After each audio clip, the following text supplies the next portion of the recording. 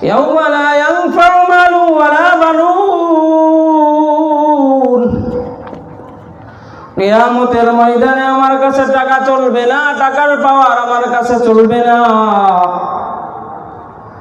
টাকার পাওয়ার, ক্ষমতার পাওয়ার দিয়া যদি কেউ মুক্তি পাইতো,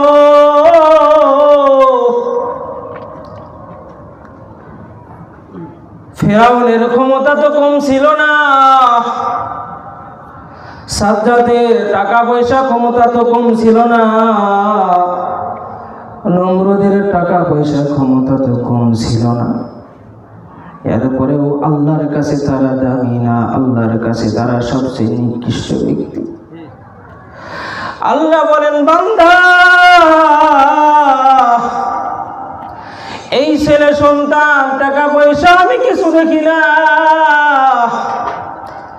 আমি দেখি অন্তর, হৃদয়।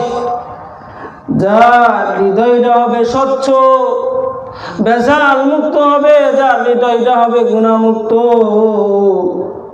ওই ব্যক্তির দাম কিয়ামতের ময়দানে আমার কাছে বেশি।